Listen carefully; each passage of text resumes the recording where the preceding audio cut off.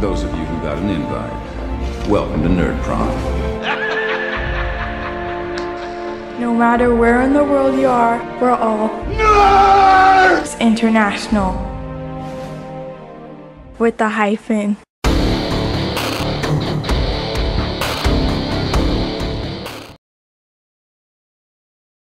Hello and welcome everybody to Veiled Fury Entertainment. I'm your host Manu, and tonight I am joined by none other than Jason L Blair to talk about his awesome project Kung Fu Animals Save the World. Yes, that is all capital letters, and tonight we are going to find out why.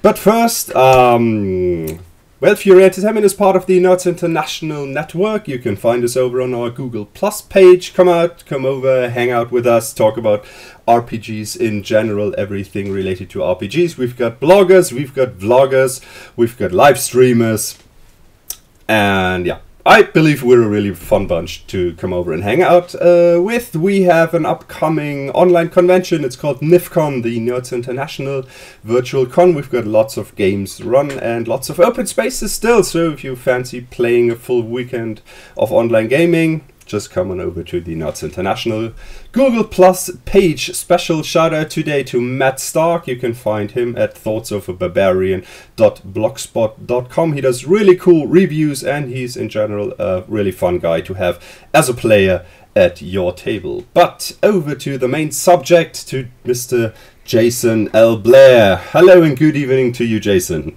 Again. Hello and good morning.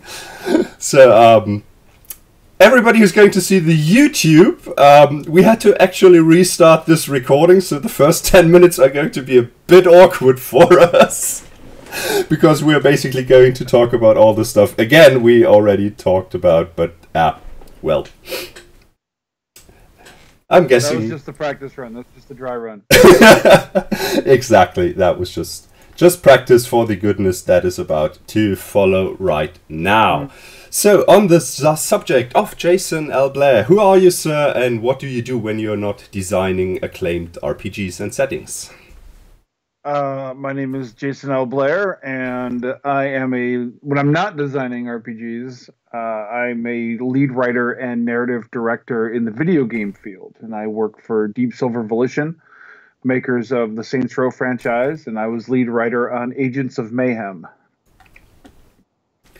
So, yeah, maybe some influences for Streets of Bedlam, but we're going to touch about that in a second. So, you started designing RPGs way earlier than you started working in the industry, as I understand it.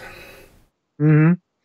Yeah, I've been playing tabletop games since '91. I released my first game in 2001. An RPG called Little Fears about kids fighting monsters, and then that parlayed into in the video game industry. Cool. So the timeline I had for the games you released were first Streets of Bedlam, which put your name on the map for the Savage Worlds community, and then Little Fears. So the Little Fears Kickstarter that came after Streets of Bedlam, that was actually a refresh of the original Little Fears then. That was the third book in the new edition of Little Fears. The original Little Fears came out back in 2001, and then in 2009 I rebooted it with a new system, new setting, kind of new tone. Because that's something I'm big on when I do a new edition of something. I want it to not just be a freshened up version of it, but I want it to have something new to say. I want it to be different. And the original Little Fears was very dark and very serious and very grounded in the real world and a lot of real world horrors. And the Nightmare Edition, which came out in 2009, was horror adventure, if you can think of somewhere between Goonies and Goosebumps. And so I've released 3 core books in that line, and I think something like 17 supplements or something like that. Wow. 10 supplements? I don't know. So, let me see. 9 supplements. I was way off on that first one. But yeah, so that's kind of my fun little my fun little horror game I get to go back to now and then. But Streets of Bedlam was 2012, and now Kung Fu Animals Save the World in 2018. So, really solid track record releasing RPG products. So, what made you want to change from Little Fears, where I believe you designed the system yourself for Little Fears? Mm-hmm. So, what made you want to change that from designing your own system, going to an established system like Savage Worlds? It was really having read the Savage Worlds, and this was, I hopped on the Savage Worlds train early on, and I played it. I loved it, and then when I started thinking about Streets of Bedlam, and I started thinking about that probably back in 2007 or so, and really it was like I really want to make a dark, gritty, dirty, angry, violent crime game, and for something about the Savage Worlds system just stuck out to me. I think it's probably how easy it is to learn and pick up and play. And I was like, you know what, this will be fun to kit bash it, because Little Fears is my own system. This game I've released in 2004 called Word is Bond is my own system. I've always kind of done, like you said, I've always kind of done my own system. I was like, Savage Worlds is a great system. Savage Worlds community is full of great people. I'm just an overall fan, and I want to play with it and see what I can do with it. Because even with Little Fears Nightmare Edition, I looked at a bunch of other systems before I ended up rolling my own system. And Savage Worlds was one of them, and as was like Gumshoe and stuff like that. I looked at a wide variety of them. So I'd always been looking at working in an established system, but never jumped on the train until Streets of Bedlam. Well, with that, you really left your mark, because it came out, 2012, and it's still being I see it referenced basically every other week when somebody asks, hey, how can I do this and that, how can I adapt this and that TV show, and if it's something dark and gritty and if it involves crime, people are like, well, you should either go check out, does it involve supernatural? Yes. Oh, okay. Check out Agents of Oblivion. Oh, no supernatural. Streets of Bedlam.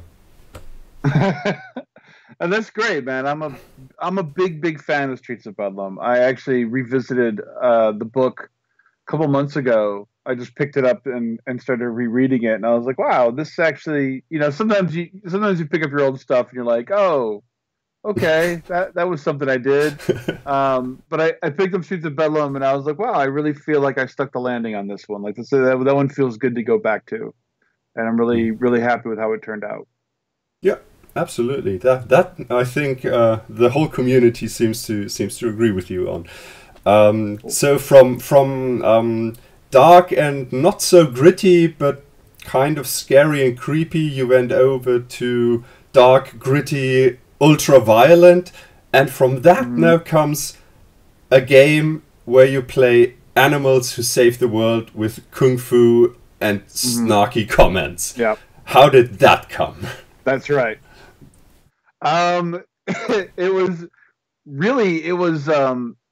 was looking at the currently available RPG books, and you have a lot of really well-worn territory, right? Like if you're interested in medieval fantasy, boy, does tabletop have you covered, and to the point where different settings offer different nuances that can appeal to you. But really, like a game from playing Teenage Mutant Ninja Turtles just isn't out there, at least that I'm aware of. And I was like, I really would like to do that, and not just the Ninja Turtles, even though I'm a big fan, but all of those kind of 80s and 90s cartoons about groups of heroes that are usually offbeat and weird in some way, fighting these strange monstrous villains. If you look at like Thundercats or Silverhawks, and then the Ninja Turtles and Bucky O'Hare and Usagi Yojimbo, and it's just like, I want to make that RPG, and the name Kung Fu Animals came to mind, and then completing it to be Kung Fu Animals Save the World. It's just That just an idea. I was like, I want to be that. That's good. The name. That is really cool. The funny thing is, on your Kickstarter page, you mentioned that Silverhawks is one of the more obscure TV shows. And I was like, what's he talking about? Because Silverhawks was huge in Germany in the late 80s. Really? Yeah, so when I was growing up, I loved watching Silverhawks. That was huge over here. And wow. Just from reading your Kickstarter page description, I had the Silverhawks theme song stuck in my head for a week. It was so amazing. I love that intro. That's still on my regular playlist. So and just for your information, there was a Teenage Mutant Ninja Turtles official RPG, and it is horrible. So some friends of mine over at the Tabletop Twats podcast, they reviewed it. And it must be abysmally bad, as it barely playable, and they actually had their own mechanics to create your own, kung fu animal, with absolutely abysmal mechanics and some design choices that would probably get you in front of a grand jury today. Are you talking about this one? Are you talking about this book right here? The old Palladium one? I believe that would be the one. I think it was the Palladium one, yeah. Because one of the earlier iterations of that book actually had, I believe it was homosexuality as a kind of hindrance to it. Or a mental disease, I think it was listed. Mental disease, that sounds right. It's weird, man, because like there is this game that's like 30 years out of print, but you know, you can look back on the design decisions of something from a game 30 years ago, right? And there's usually a lot to poke fun at, and yeah, of course. Honestly, things like the homosexuality, mental illness is like, why is that even in there? Like, I don't, whatever. Yeah, but the thing I do like about the book though is it's weird. It's so weird, and partially because of the fact that it's based on the comics, not the cartoon. It's based on the gritty Mirage comics, the original Eastman and Laird ones, and so it's just weird and gritty but like really crunchy mechanically, and there's just. I look at it. I do have some affection for it. I gotta say. Yeah, I guess. I mean, yeah, of course. Yeah, it's fun looking back 30 years at something and see, oh my god, that's primitive. It's like, yeah, that's when RPGs were just finding their own footing and they were really growing into something that almost resembled what we all know and love today. Yep. But yeah, some of the design choices, that's like, yeah, even 30 years ago, that was really stupid. Yeah, it's funny because like contemporaries to the Ghostbusters game, which was revolutionary and much more in line with modern kind of modern design. So yeah, the 80s were a really weird time for RPGs because there were some that were still very much clinging to this kind of simulationist war game kind of paradigm, and others that were kind of getting weird, with their mechanics, like the Ghostbusters, and a kind of proto D6 system that it created. Okay, so I'm guessing Kung Fu Animals didn't just spawn out of your head in its current version. I'm guessing, as with any game, it just goes through iterations. There are things that make it in, there are things that look like a good idea, and then you take it to the table, and within 5 minutes you mention, okay, no, back to the drawing board. So how much of that did happen with Kung Fu Animals? And is there something fun that stuck with you that happened during that process? Really, the thing about using a system like Savage Worlds, right, is that like everything's there for you to pretty much do whatever you want. That's kind of the beauty of Savage Worlds, right? And and really what it kind of came down to when I was working on this was like, this has to be more than just, hey, you want to make the Ninja Turtles? Because anyone can do that already, right? Like, you don't need to buy my book to go make the Ninja Turtles with Savage Worlds. So really it was finding, like, what am I actually saying with this book? What am I actually, like, what's the interesting thing I'm doing with this book? And with Streets of Bedlam, it was using edges and hindrances to form this kind of narrative arc for your character. You pick an archetype in Savage in Streets of Bedlam, more robust than the archetypes you'd find in the Savage Worlds core books. And you choose paths, for your character in Streets of Bedlam.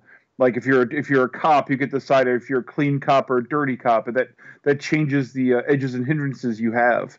And that's, that helps shape your character, and going to give your character a fate, sometimes like a sort of Damocles hanging over them. And so with Kung Fu Animals, it wasn't until I hit upon the idea of, like, the group dynamics is really what makes this all work. It's what made the shows work. It's what makes all groups work, whether you're talking about the Ninja Turtles or the core 5 characters of the original Star Wars, or, the Golden Girls. It's all about these dynamics. And I was like, how do I make that interesting? How do I make it so that you're not just deciding you're going to play, Donatello, but no, you're going to play Donatello. Like, you're going to be him and do the things that he does in the group, not just, I have a shell and I hit people with sticks. Not that there's anything wrong with that. No, that's the core of the game, right? Like, hitting people with stuff. But I really think it was the roles. And then once that happened, I started to kind of give myself the freedom to kind of, like, really just kind of blow up the whole thing of, like, you know what? Like, the players should be creating, not only their Ninja Turtles, but their Splinter. They should be creating their April O'Neil and their Casey Jones. They should be creating their Splinter, their Foot Clan. And so that was the moment where Kung Fu Animals went from being an idea to, like, this is a game worth doing. Cool. That's a really enlightening thought process, because it's like, yeah, as you just said, there's a lot more to it than just funny animals with weapons hitting people and strangely never killing them. Nope, a lot of knocking out, though. So I'm going to go this basically the same route as you did with Streets of Bedlam, and just milk the shit out of edges and hindrances to make this work.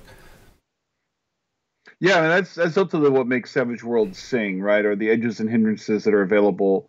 And so the group dynamics, the group dynamic edges are the key to kind of how the game plays, and that works off of your actual characters that you're making at the table, and you get to decide, like, I'm going to be the brains of the operation.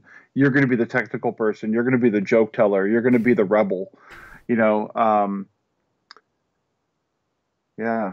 So in the playtest document that you so graciously provided me with, there are edges attached to certain archetypes, and those tie into how many players you actually have at the table. Is that going to be a fixed thing, or more like just examples of the edges you can pick, and you're just free to do that yourself?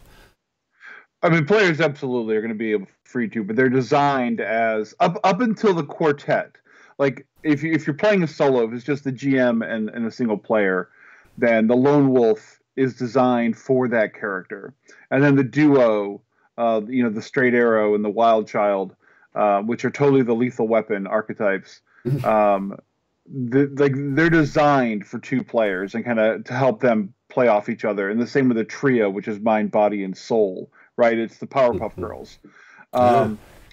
Once you hit 4, you're talking like that. The average group, you're talking like, here are 4 roles, and then if you go beyond it, there are all these roles that kind of get added on. Right? Like, once you have your Han Solo and your Luke Skywalker and your Leia and your Chewbacca, right? Then you add your Obi-Wan, and then you add your C-3PO and your R2-D2, right? You like it all kind of expands out from there. All right, really interesting. So, what I've seen from character creation is you deviate from how it's done in the core book, not by much, but noticeably. So, why did that? Again, it's that like making Savage Worlds work for this particular game, and not just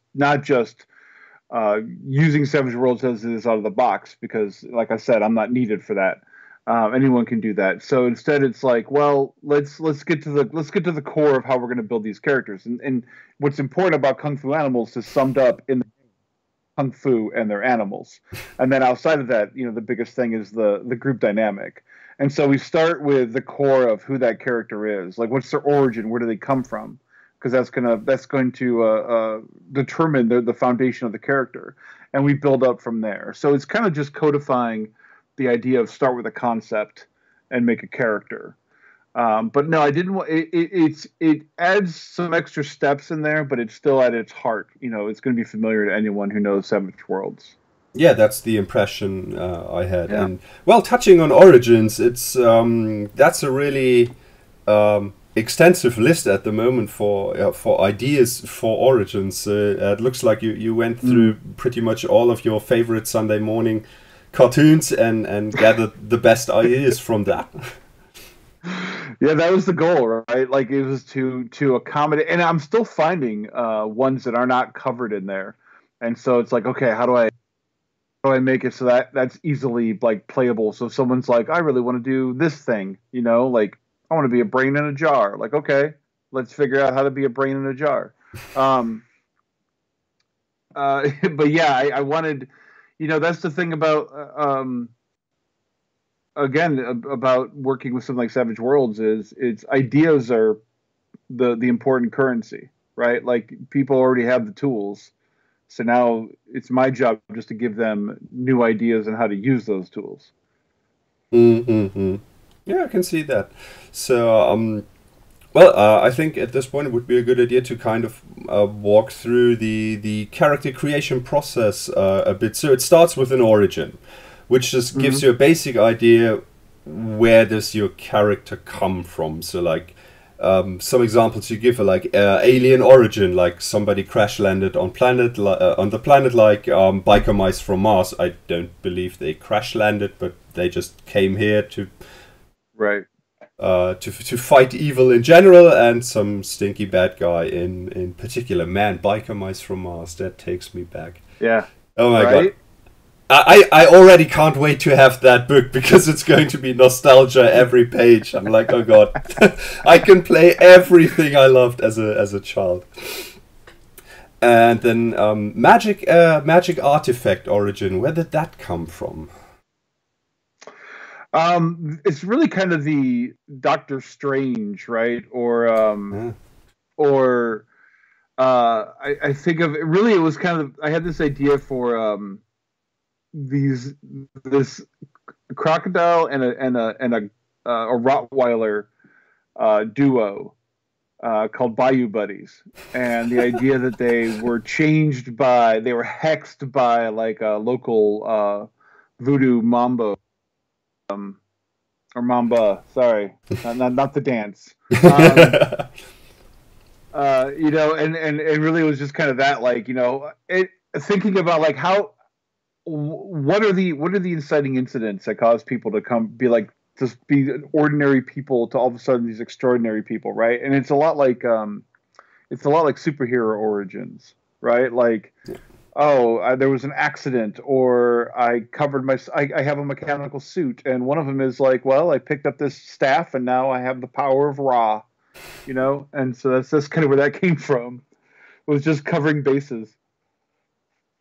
Yeah, and of course there are stuff in there like, I believe it's covered under the accident, where you just get splashed with goo and suddenly you're not a small turtle anymore, but you're 5 feet tall and no kung fu.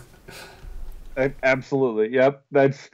And really what all these give you are, like in the case of the accident, right? Like, it can't be replicate it. It was an accident. No one's ever really going to be able to recreate the conditions that made you. And so here's what this does for you, right? But also the hindrance being that you have unstable biology, which means that there's going to be a point in the game where you can gain a hindrance. The game moderator can give you a hindrance because you don't fully yet know the extent of the outcome of this accident or what the accident did to you.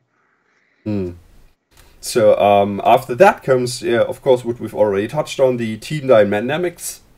The edges of the team dynamics, are those also for free? You just gain them to define the team dynamic as it's going to happen, or are people going to have to buy those? No, those are free. You just get those out of the box, and because they are there to help define who you are to the group. Nice. So, and then of course you get a D8 in fighting because this is about Kung Fu. It's about Kung Fu. And what's not in the character creation, but is going to be in the setting rules chapter, are stances. And stances are edges that inform your fighting maneuvers. They kind of help you decide if you're going to trade offense for defense, throws for blocks, and stuff like that. Sweet, that's something we're going to touch on later because somebody actually asked about that one. Well, another step, species. So, are you expanding on the current species creation rules that exist in Savage Worlds, or is it something completely different altogether? This is something different because really you touch on a lot of that stuff you're getting from your origin and then from your group dynamics. So the species is really just to help you cement, like, okay, I'm going to pick out my attributes and skills now. So I have and my other edges and hindrances. So I have to pick things that are meaningful, right? Like if I choose to be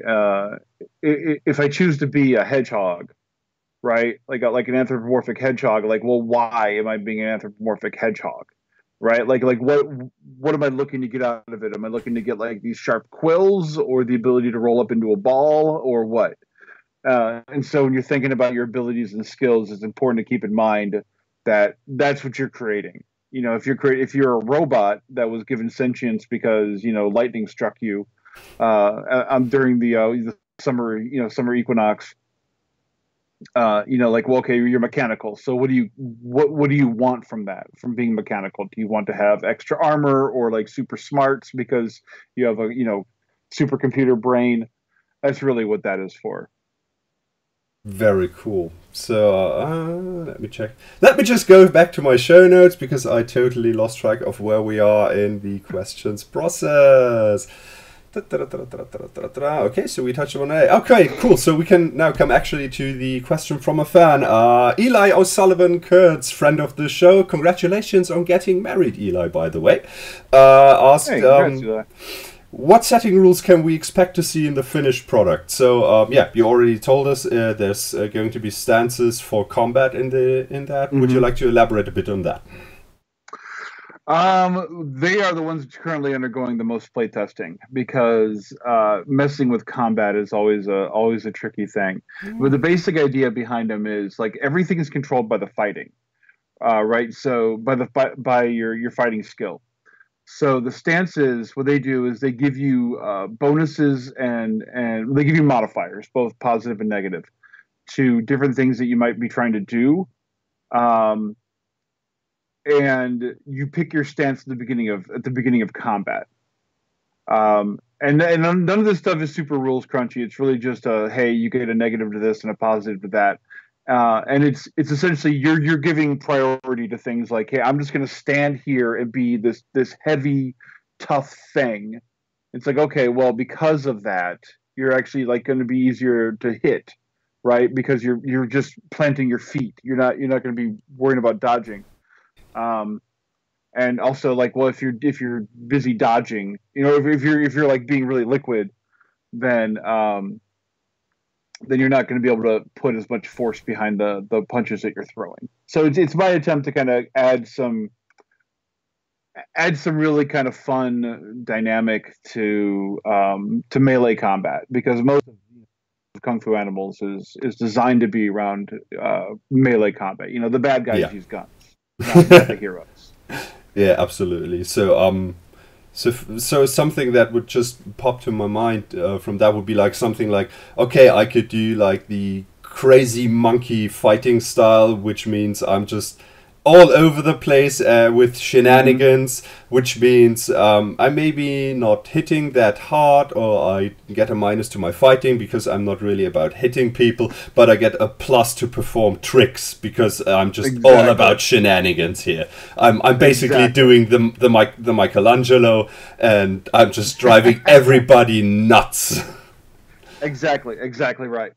And also, like Michelangelo, you might use your jokester edge to draw aggro, which allows you to force any enemy in the encounter to focus on you all of a sudden. So you insult them, and they get angry. So you can save your buddy if your buddy is about to get shaken or about to get knocked out. You can be like, "Hey, ugly," and the person turns, and now they have to focus on you. They can't deliver the coup de grace on your teammate. Really cool. So anything else in the setting rules department that is worth noting at this point, or everything else still in playtesting? Everything else still in playtesting, but really, only thing I've planned is some extra edges and hindrances to kind of help sell a lot of the trappings of the source material. Sweet. So, for adventures, are you planning to include something like an adventure generator? Adventure seeds and a lot of adventure advice. There won't be like a randomized table or anything. Since there is not a default setting, it's really about giving players the tools to help construct their own stories, give them to understand for those who don't think of stories and adventures and scenarios this way, of like the inciting incident and kind of moving into the acts and stuff like that. And it's not to get really kind of deep and writery for people. It's really meant to help give form and to sessions. So you can be like, all right, this is a good moment to really kind of hammer them with a lot of bad guys, but then I want to let it cool off and kind of lick their wounds before they move into the final act and saving the world. Okay, so I gather from that there's not going to be something like a plot point campaign in the book, because as you said, it's just too broad of an area of what people could create to narrow down a plot point campaign for that. Right. There's not a plot point campaign. There is lots of examples, lots of what I call series settings. So you're going to see in there Bayou Buddies. You're going to see in there Space Hawks.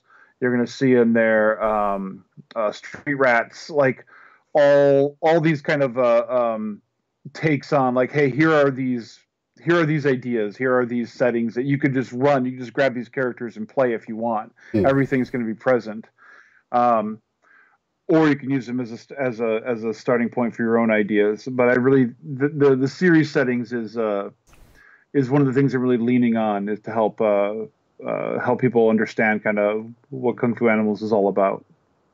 Cool. So, any ETA on the test drive for all of this during the Kickstarter, after the Kickstarter? I after the Kickstarter, I like to put together a free download for people to kind of grab and play. That's the plan, and then get the book out this summer. Sweet. Yeah, I think the Kickstarter says delivery on June. Mm-hmm. So 1st of June, if I don't have my book. Well, maybe 15th of June. No, the PDF in June. Mm-hmm. The PDF in June, and then I'm looking for the book in August, because I'm looking to get it. I've been doing print on demand for all my books, and the quality is fine, and it's nice. But with this Kickstarter, I'm looking to do traditional offset printing. Okay. Helps bring the per unit cost down and all this other blah blah blah stuff. But the flip side of that being that instead of me saying, hey, I can have these books on my doorstep in 3 weeks. It's going to be, I can have them on my doorstep in 6 to 8 weeks. So that's why the gap books. Yeah, but I can see the merit behind a decision like that, and well, you have already had enough experience in all of that, so that's in that case, that's really an informed decision. Yeah, I'm trying to launch something special with Kung Fu Animals Save the World, and I hope people are willing to kind of join me on this kind of crazy adventure. In addition to the core book, I'll be working on the first supplement. I'll be working on the series. I'll be working on, including a Kickstarter exclusive series called Universe of Monsters, where the classic monsters of yesteryear, the Mummy, the Wolfman, Dracula, Frankenstein, the Bride, the Gillman, where they're reborn in modern day Hollywood and they solve mysteries. That's cool. Because why not, right? Like, why not have a lot of fun? But then the next big thing after the core book is going to be Kung Fu Animals Hit the Road, which provides a sample animal from every state in the United States of America. Oh, so, sweet. Some real animals, some not animals at all, right? Like supercomputers and stuff like that. And then some cryptids and other things. So I'm really excited to do that book. There's going to be a lot of art in that book, man. Oh, man, that's going to be a lot of artwork. So as soon as we see the mole rat, we know which state you really don't like. I was talking to someone earlier. They asked me if the armadillo was going to be the one for Texas. And at first I wasn't thinking it would be, but now I'm like, maybe it will be, because armadillos are just fun, and you can put a cowboy hat on them, and that's always good. Man, armadillos. So something that basically forms up into a bowling ball, and then you can have one of his teammates just throw him or roll him into a group of people.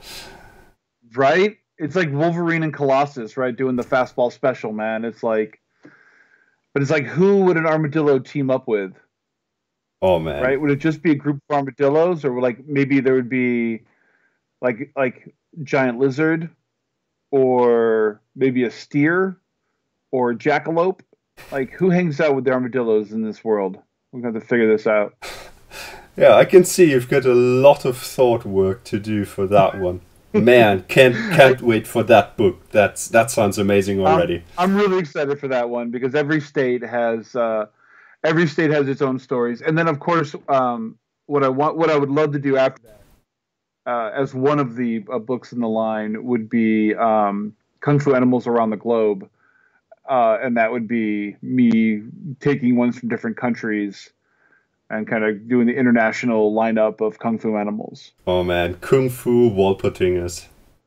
Hell yeah. Because America has a lot of great animals, man, but there are, man, animals in Africa, Australia, right? Like, just so good. Maybe like a quokka. Maybe I could get one of those things, like that cutest animal in the world. Like, what weapon does a quokka use? I don't know. Man, headbutts probably. Kung Fu Kiwis. Kung Fu quokka. Kung Fu Kiwis. Oh yes. Oh my god. Because it's all fluffy and cute, and then it just kicks your ass, and you don't understand what happened. It's legs, man. People don't think about the legs. That thing will get you. Yeah, absolutely. The funny thing is, kiwis aren't actually that small. I always pictured kiwis of like these small, maybe like a duck-sized bird, and they're just running around on the ground and being cute. And then I saw one with its keeper at a zoo, and I'm like, those things are ginormous. And now if I think I don't think I've ever seen a kiwi. And now if you should Google that. And now if I think like that, okay, something that size with that much strength in its feet, because it's basically all feet, knowing kung fu, dear Lord, we wouldn't stand a chance. thankfully, he's on the side of right. Yeah. He's a hero. Yeah, they are light side animals. Kick Butt Kiwis. That's the new series. Kick Butt Kiwis. Oh man, that's awesome. Oh god, I'm going to have so much fun with that book. Awesome. Okay, so I think that concludes everything we had on our list. Yeah, it actually does. So, yeah, anything more you would like to add from any other projects you've got simmering? No, outside of the day job, all my focus is on Kung Fu Animals Save the World, and I'm keeping an eye on that Kickstarter. It's not fully funded yet, so I'm hoping about 19 days left, I believe. So yeah, I think so. Here's hoping. Well, I'm hoping I can do my part. That'd be great to get some more funding. So, well, thank you for having me on.